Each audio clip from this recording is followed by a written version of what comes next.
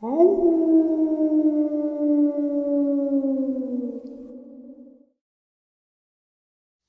greetings and salutations, everyone. I hope everyone is doing well, and welcome to today's bonus upload. Before we jump into it, a couple links. As many of you know, I rely on Patreon, PayPal, channel membership, and the merch to help the channel to continue to grow and go. Links to Patreon, PayPal, and channel membership is in the description below. Merch displayed directly under the video. Also, Dogman Frightening Encounters, Volume 1 through 3, the audiobook versions. They were written and researched by Tom Lyons, narrated and produced by me, Jeff Nadolny. Those audiobooks are available on Audible, Amazon, and iTunes, links to which are also in the description as well. And finally, last but definitely not least, if you'd really like to help support the channel to continue to grow and go, simply subscribe. It does not cost you a cent. Click that like button, takes half a second. If you don't want to miss out on any of the informative uploads I put out daily, click that bell icon. And folks, please leave a comment and share the video. Why? Well, because all of these things really do help the channel to continue to grow and go. They are definitely appreciated and they do matter. Now, everyone, I have taken far too much of your time. Let's jump in to today's bonus, shall we? Today's first terrifying experience. I live in southern Georgia, near the Okefenokee National Wildlife Refuge. It's more rural wilderness here than people realize. The Okefenokee is 402,000 acres and home to all kinds of wildlife not seen anywhere else in the world. My uncle is a park ranger and has worked at the Okefenokee for 15 plus years. Back in the early 2000s, park rangers at Okefenokee had a ride-along policy, whereby they could take friends and family out with them for their shift. Often this was done for local officials, wildlife advocates, etc., but some rangers would randomly take family members as well, just for fun.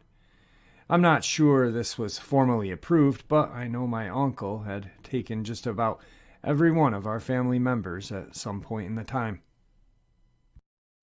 The event I'm about ready to share with you happened in April of 2007 while on a ride-along with my uncle.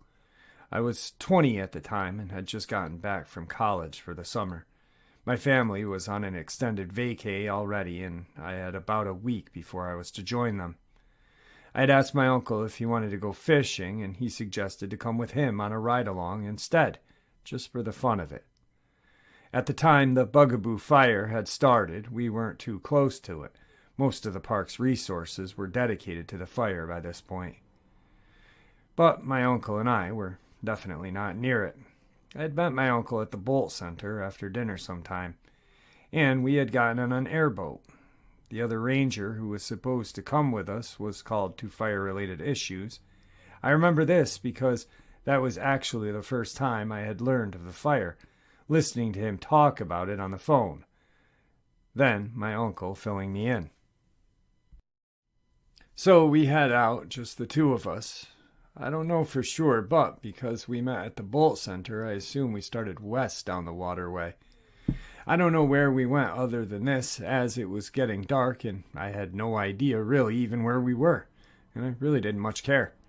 About 30 minutes in, we found two kayakers night fishing, which was not allowed at night. Before we got up close to them, my uncle said they were regulars here. He was supposed to accompany them back, but he said he was confident they'd be fine going back on their own.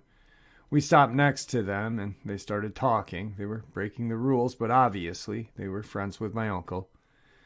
They said they had seen more gators in the water than ever before. My uncle had mentioned this on our ride, as we had seen dozens. But he didn't say much about that. But these guys insisted it was unlike anything they had ever seen. He said literally thousands, plus lots of other wildlife close to the shore. My uncle blamed the fire, and they agreed. It was spooking the wildlife and driving them to the waterways.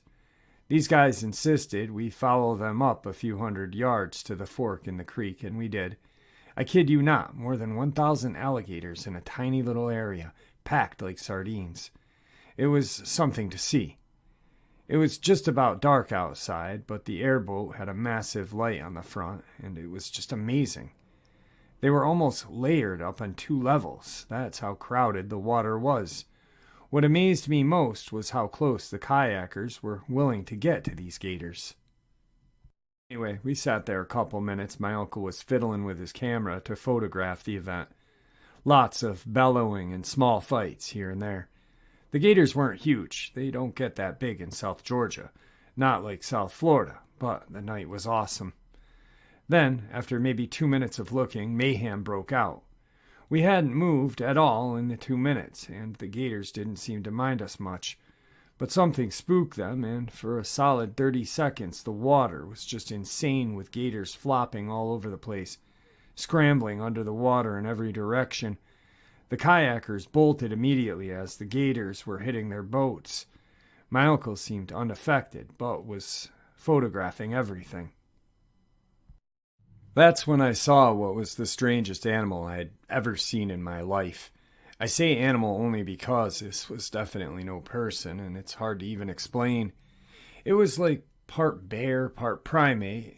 I only had peripheral light from the airboat to see this thing, so I really couldn't make it out too well. I say bear because of the black sheen on the coat, but I later wondered if that might have been because the coat was wet. It was thick fur either way. Primate because of how it moved and turned its roundish head, though it was walking on all fours. I could barely see its eyes. I only knew there were eyes because of the reflections in the dark. This thing was big, the size of a large bear, thinner and more wiry. The angle of its limbs were just downright creepy, and its dexterity, moving slowly along the shoreline, gave me the goosebumps. It almost moved like a spider, using, like I said, all fours, but not like a horse would, like a spider, which I know sounds strange. But that's the only way I can describe this thing. It was right up to the edge of the creek looking at us. I didn't think to see if the gators were swimming away from this spot, but it was just mayhem in the waterways anyway. I pointed and yelled something unintelligible, but he kept photographing the gators. I didn't even know what words to say. I think I just said WTF. My uncle wouldn't have known I was talking about anything other than the gators, so he never even looked up. I looked back at him to try to get his attention, but looked right into the boat's crazy powerful light. When I did that, then I couldn't see anything again. When I looked back at the shore, by the time my eyes had adjusted, maybe 60 seconds later, the creature was gone. No photos, no other witnesses to the creature. I started to tell my uncle what I had seen, but I felt like an idiot when he gave me this very suspicious look. I know almost nothing about the outdoors to begin with, so I just shut my mouth. But somewhere there are photos of the gators, to at least prove this. I've seen those because I saw my uncle showing them to my dad a few weeks later. Anyway, I was on edge much of the rest of the night. My uncle dropped me back off at around midnight. He kept working. I went home. I literally had goosebumps the whole drive back, feeling like I had seen that thing on my drive. I've done some research into skunk ape and such, just so little evidence of this. I don't know what I saw that night, but it was something. One question that's boggled me was why so many gators. I actually wondered if this thing was feeding them. I've only ever seen this many gators piled up at a gator park during feeding time. I really believe this creature was feeding these gators. Then, when it moved a certain way or somehow our boat got too close, they got spooked. But nothing else explains this except maybe the fire several miles away, though the fire was, to my memory, not a big deal at this time yet. Today's second terrifying experience. I'd been living in Brabant, the Netherlands, for a while, a few kilometers before the border of Belgium. A few weeks ago, I went on holiday to Wichland, Belgium. A few family members of mine live there, so I stayed overnight. I'm very fond of walking, and I do that every day. I went for a walk on a Tuesday evening. After having walked for about a half an hour, I walked over this bridge. It was very quiet, almost unusual. This I found not really strange, but just giving me peace. I stopped just at the edge of the bridge to get some water from my backpack. At that moment, I heard something that sounded like iron coming against something. Something like an iron chain. I heard it very softly the first time and thought it was coming from afar, so I thought nothing special. After a few seconds, I heard it a second time. And this time it sounded very close, so I wondered what it was. There was nobody around me as far as I knew. I didn't worry, but it was strange. I think then I thought it was a homeless person or something under the bridge. It was about 1 p.m. I heard the same weird sound under the bridge. I decided to keep listening until I heard some sort of howling. I remember falling back because I was shocked. It was weird whine, what you'd expect from a dog or a wolf. It sounded very heavy but dull. I was shocked because I could not identify the sound. I actually stopped because I was petrified. It was a different feeling. So much fear that you will remain standing. After that moment, I looked down. I saw a kind of dog-like creature that was walking on 2 legs. It was huge, so I knew it was not a dog. It was black and had some kind of small wings on its back. And it had a kind of chain on its leg. If I can remember correctly, on its left leg. I think there was water under the bridge because it was wet. At a moment, it turned around and looked into my eyes. They were dark. The creature's head looked a bit like a large wolf, and at that moment I knew I had to run. I stumbled a few times and sprained my ankle. I've never seen anything like this. I only told one other person who lived in the neighborhood, and he said he knew what I had seen. He had mentioned a name, but I can't think of it anymore. I thought about sharing this for a long time because I still have nightmares about it. Today's third terrifying experience. My friend is half Creek Indian. His father's full blood, and his mom is of Irish descent. His family lived on a farm way out in Osage County. His father owned some land back in West Garfield County, but the ground was not producing wheat very well, so they leased the place out in Osage to run cattle on. They had a quarter section of open meadow that they used for their feed, and a quarter section of densely wooded land. The wooded area almost surrounded the open area. Before daylight, one October morning, my friend woke up with a start to his father's voice telling him to get up immediately and get dressed. He reluctantly obeyed and walked into the kitchen where his father already had a carbide light lit and was waiting at the door. His father shoved the light in my friend's hand, at the same time handing him a 30-30. Something is running the cattle. His father had a lantern and a 30-06. This was in the early 50s, before flashlights were commonplace. Walking at a brisk pace, they headed in the direction the cattle were moving away from. They crossed the fence and walked on the outside in case the cattle were flushed toward them. They were getting ready to round a corner of fencing when something had caught their eye, a tuft of reddish-brown fur, on the top strand of a 5-strand barbed wire fence. As they approached, they could barely see some blood on the ground on both sides of the fence. They were preparing to head into the edge when they heard a heavy thud. 10 yards in front of them, the remains of a calf lay on the ground. His dad detected movement behind a tree, raised his rifle, and fired. Something large and brown stood on 2 legs and ran off through the brush toward the back of the property. They listened to it until it was no longer audible. His father put out his lantern. They almost ran back to the house. At daybreak, his mother was sent into town and told to stay there with a friend until they came for her. Just before nightfall, they both climbed a big oak. About 30 yards from the house, they waited. Sure enough, about an hour after dark, something started moving in. They could hear it walking in behind them. Every now and again, they could hear it stop and sort of snort, like it was smelling the air. The night had become overcast, and a little breeze had kicked up. They waited. Soon they could make out a dark figure breaking the tree line about 25 yards away. It stopped, raised up on two legs, and sniffed the air. It was barely visible in the inky blackness. His dad had given him a specific instruction not to shoot anything until they knew what they were shooting at. This creature approached the house and peered into one of the windows. After a moment, it dropped down onto all fours and moved over to the next window, where it stood up on its hind legs and peered in again. This time, my friend caught a good look at the silhouette against the window. It was 6 to 7 foot, wider than the 24-inch windows. It virtually had no neck, more like a large bump between its shoulders. It had dark brown fur like a cinnamon black bear. My friend raised his rifle. His father pushed the gun down slowly and solemnly shook his head. After what seemed like forever, the creature moved back into the woods.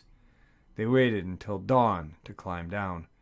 His father told him of a wood spirit that would come and carry off children from the tribe at night. His father believed this was one of them. They packed their few belongings, hitched the horses, and drove a few of their cattle away. My friend never saw the farm again. Many years later, his father explained that the creature had been seen was very smart, violent, and terrible. His father couldn't remember what it was called in Creek, though. My friend told me that to this day he will never forget his father's words.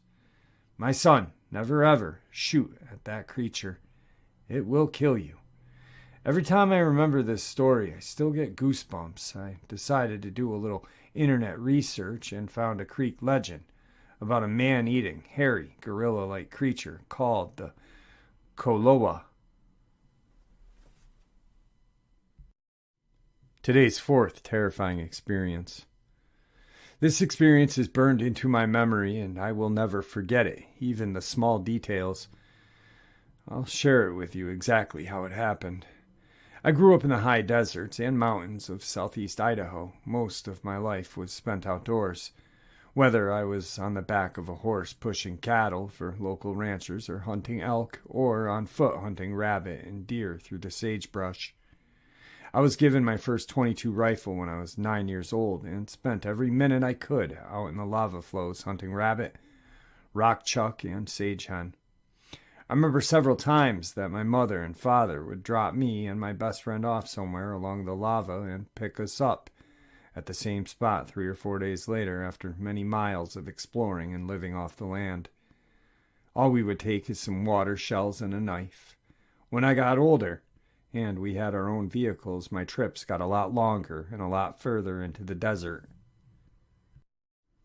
As I write this down, I can still smell the sage brush and feel the desert sun on my face. I love that Idaho desert more than any place on this earth. I feel more comfortable out in the desert 30 miles from the closest person than I do in my own living room.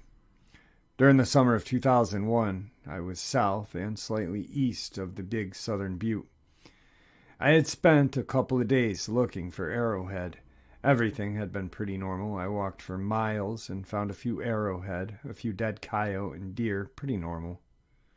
At this time in my life, I always had my dog with me. He was a huge Chesapeake retriever that weighed a little over 100 pounds, very protective of me and my belongings, and was meaner than he to anybody who acted suspicious or threatening.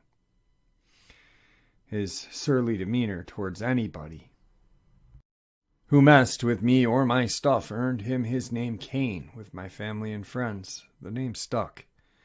Kane loved to go anywhere I went. He loved to go out to the desert and run around, never getting too far away from me. I always felt very secure with him around because he had proved time and time again that he was aware of every living thing that approached us out in that desert, and if that thing was dangerous, whether human or animal, he held no qualms about tearing right into the middle of them. In fact, he enjoyed it. Anyway, we made our way back to the pickup truck an hour or so before it got dark. I gathered up some juniper branches and sagebrush to make a fire. I cooked up some dinner for my dog and myself and settled into a hammock for the night. There's nothing better than sleeping in a hammock while outdoors. Unfortunately, we don't have a lot of trees in the desert, so I would find a juniper or a fence post and park my pickup close to it and tie one end of the hammock to the pickup bed and the other to the fence post or tree. I spent many comfortable nights rigged up like this. This night was no different. I climbed into my hammock and was soon fast asleep. A couple of hours later, I woke up to raindrops. It had started raining pretty hard, and I was getting pretty wet. I quickly threw all of my gear into my hammock, untied it from the fence post, rolled it up with everything inside, and tossed it into the back of my truck with a tarp over it to keep it dry. With all my gear safely stowed, Kane and I crawled into the cab of the pickup and settled in for a dry, if cramped, rest of the night. At around 3 in the morning, a strange sound woke me up. I was reclined back as best as I could in the driver's seat, and Kane was sitting up, alert, on the passenger side. He was growling very softly, and the hair and shoulders and neck were standing straight up, a very menacing and intimidating sight. I was glad he was on my side. He was looking over my shoulder out the driver's side window. It was a quiet growling that had woke me up. I didn't move, but just opened my eyes and looked around by moving my eyes in their sockets. It had stopped raining and the clouds had gone away. The sky was now clear with a bright, almost full moon overhead. It was bright enough that I could see Kane very clearly. I wondered what he was focusing on. I just lifted my hand in front of his nose. I really don't know why I did that, but that's what I did. I never even really looked at me, but he moved his head to the side so he could continue to watch what was outside of my driver's side window, continuing his quiet, threatening growl. I'd never seen Kane so focused on anything the way he was now. It sent a shot of adrenaline through me. I was immediately awake now. This gave me goosebumps, and the hair on my arms and neck were standing straight up. I was scared to turn my head and look out the window. I wasn't sure that I wanted to see what was outside. I slowly summoned the courage and turned my head to the left and looked out my window. About 50 yards away, slightly behind the truck and moving its way closer towards me, was this large, dark figure. In the bright moonlight, I could see that this thing was covered in long, coarse fur. It was walking on its hind legs, moving like a man but different. Its arms seemed longer, and they were kind of swaying as it walked. The moon shone through the hair around the outside of the body, and the dark, solid shape underneath was visible. It was moving in slow steps towards me. Every step, it would stop, crouch down, wait a few seconds before moving ahead a couple more steps, exactly as my dad taught me to do while stalking deer and elk.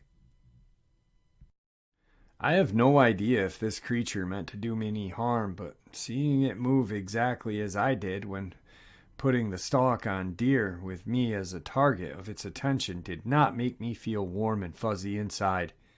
My mind on overdrive. Imagine my reality of what exists and doesn't exist in this world was suddenly, and without much fanfare, turned upside down. At the same time, for the first time in my life, it would happen many more times in the near future, in a crappy place called Iraq. Genetically inherited, but deeply buried alarm bells were screaming inside of my head. My subconscious recognized the danger and demanded that I do something, while at the same time dumping bucket loads of adrenaline into my system. My thoughts jumped immediately to my pistol, and in the same instant I remembered that it was rolled up in the back of my truck in the hammock, under a tarp, completely useless. Not that my pistol would do any good. As this thing got closer, I could see that it was big, probably 7-8 feet tall and solid. It moved like an animal that is very heavily built, but is quick and fast at the same time, like a tiger. Kane had gone from sitting to standing on the seat. His hair was standing straight up, and his quiet growl had turned into a savage snarl. What a dog! Here's this monster outside of my truck, and my dog is ready for me to open the door and turn him loose. My mind quickly switched from fight mode into flight mode. My keys were in the ignition. Without taking my eyes off of this thing, I reached up and started the truck. The creature was less than 30 yards away now. When it heard the engine start up, it crouched down lower to the ground than it had crouched before.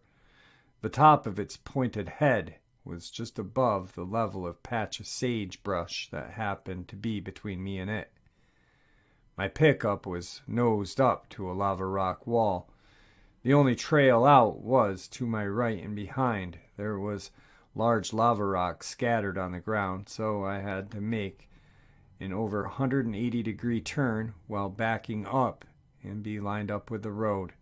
I threw the truck in reverse and floored it, turning on my lights at the same time.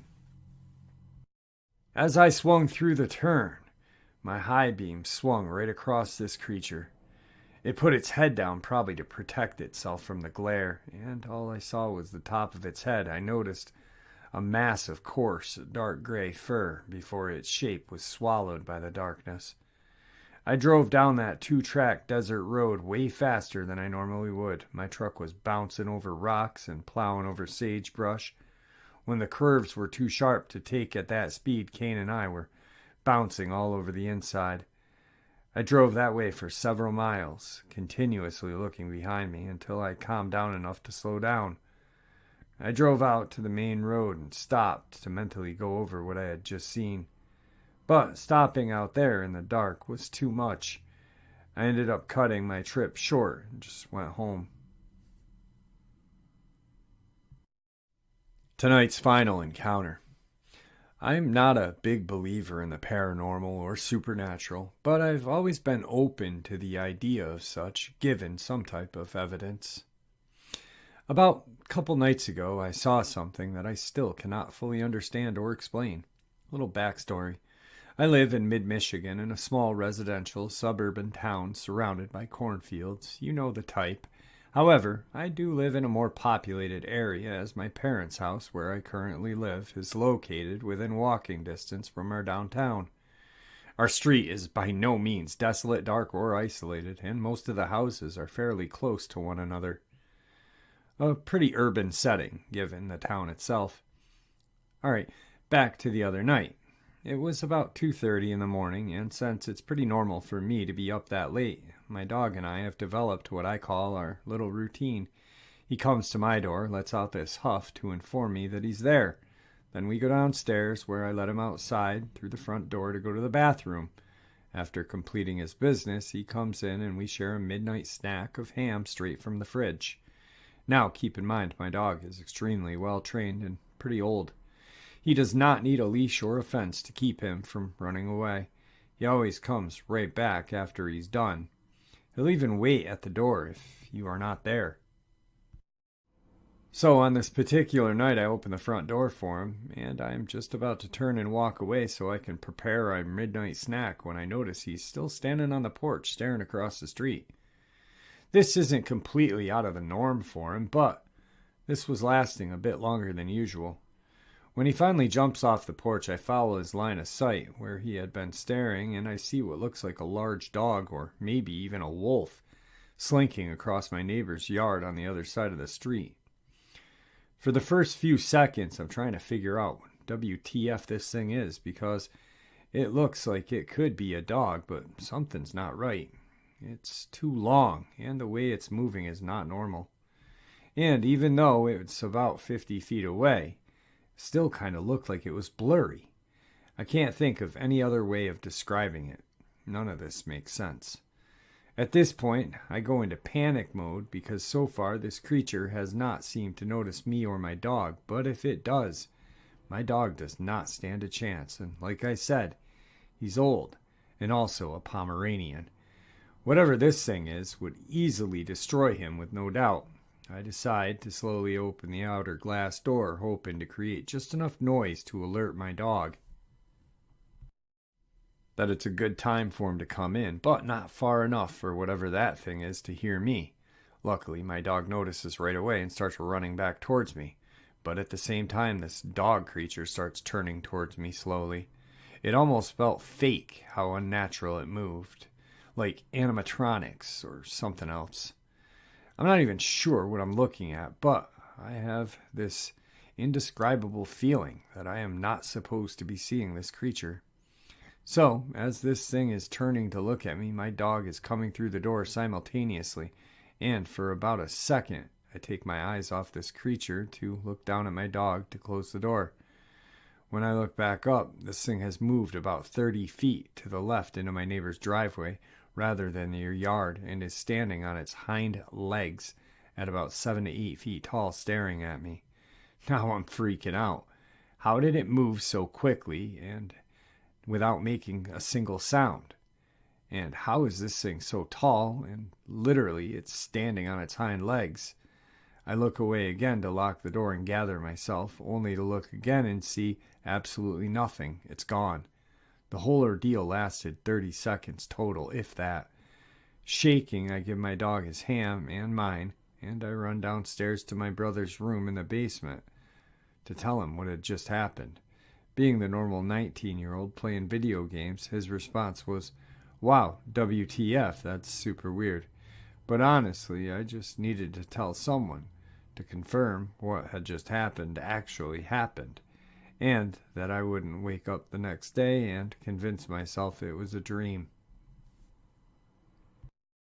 Over the last few days, I've told anyone who would listen to me about what I saw, including my parents. Those who are closer to me seemed to be a bit more unnerved because, like I mentioned earlier, I don't usually believe in this type of thing. They could tell I was shaken by whatever it was that I saw. So, after some random Googling, as a result of my restless mind, I came across what appears to be an exact description of what I saw. A dogman. I had never heard anything about this creature before, but I am now fully convinced I saw one in front of me with my own eyes, and it saw me as well. And there you have it, folks, today's bonus. I hope you all enjoyed it as much as I enjoyed sharing it with you. I'd like to thank you all for supporting the channel. It is, after all, your support that keeps the channel growing and going, and what gives folks like us a chance and a place to share our experiences and theories judgment-free, just simply treated with the respect that we all deserve. Thank you. Everyone, please stay safe, happy, healthy, and ever vigilant, keeping an eye on our children, pets, family, and friends. These creatures are real. They are out there and dangerous. Share this information with those you love and care about, and it may just help save their lives someday. Until next time, never stop asking questions, never stop searching for the truth, and God bless.